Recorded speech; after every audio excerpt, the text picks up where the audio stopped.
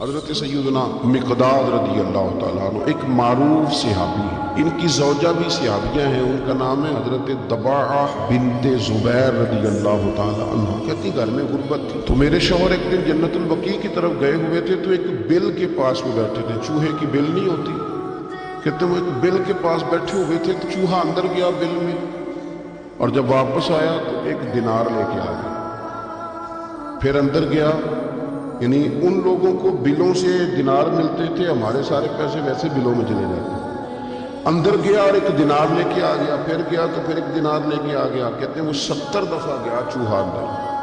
اللہ قرآن میں فرماتے ہیں تو مجھ پہ بھروسہ کر، وَيَرْزُقْهُ مِنْ حَيْثُ لَا يَحْتَسِبُ، وہاں سے روزی دوں گا کہ تو نے کبھی سوچا بھی نہیں ہوگا، میری ذات پر بھروسہ کر، پھر میں تیرے لیے بڑے دروازے کھول دوں۔ وہ چوہا 70 دفعہ اندر گیا اور 70 دفعہ ایک دینار لے کے باہر آیا۔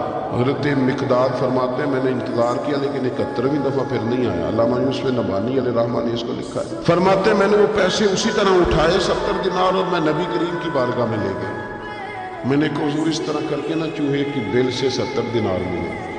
اب بات کو سمجھے نا، جب دینے والا دینے پہ آئے تھے، اس لیے میں کہتا ہوں کہ سارے دروازوں سے بہترین یہ ہے کہ رب رسول کے دروازے پر حاضری دی جائے، وہاں سے ملے تو پھر کوئی روک سکتا نہیں، کوئی سیاست کوئی شخص رکاوٹ بنتا۔ تو فرمانے لگے کہ میں نے وہ 70 دینار لا کے حضور کی بارگاہ میں پیش کی تو نبی کریم نے 2 جملے ارشاد فرمائے، 2۔ پہلے حضور نے یہ پوچھا، فرمانے لگے کہ چوہا خود لے کے آیا، آپ نے بل کے اندر ہاتھ تو نہیں ڈالا؟ عرض کی حضور نہیں، میں نے نہیں ہاتھ ڈالا، وہ خود ہی لے کے آتا رہا۔ تو 2 جملے کریم نے فرمائے، حضور فرمانے لگے یہ تو لے جا، اللہ تجھے برکت عطا فرمائے۔ 70 دینار کو بہت بڑی خطیر رقم نہیں تھی، لیکن فرمایا تو لے جا، اللہ تجھے برکت دے۔ آپ کی زوجہ حضرت دباعہ بنت زبیر کہتی ہے کہ 70 دینار اور دعا نبی پاک کی، تو فرماتی ہیں پھر میں نے اپنے گھر کے اندر نا بوریوں میں چاندی بھر کے رکھی ہوئی تھی، پھر بھی مال ختم نہیں ہوتا تھا۔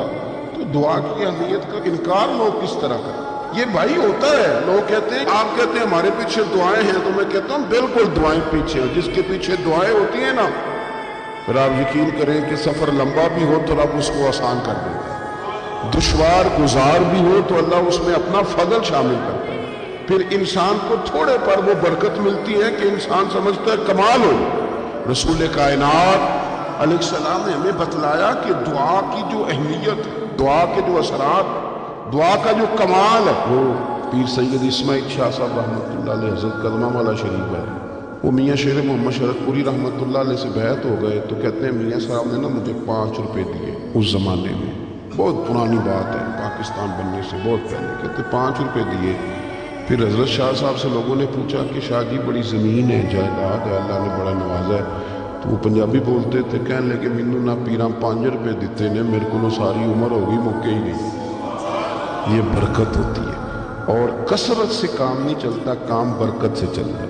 پیسہ زیادہ ہو برکت والا نہ ہو تو وہ مشکلات میں اور رکاوٹوں میں لے، تھوڑا ہو برکت والا، وہ ختم نہیں ہوتا۔ آپ یاد رکھیں وہ ختم نہیں ہوتا۔ میں نے بزرگوں کو دیکھا ہے، سادے لوگوں کو میں نے دیکھا ہے، ہمارے جو بزرگ محنت مزدوری کرتے تھے تو پیسے ملتے کہاں سے تھے؟ پیالیوں میں سے 5 روپے نکل آئے، کسی گلاس میں سے نکل آئے، تو یہ سارے برکت والے پیسے ہوتے ہیں۔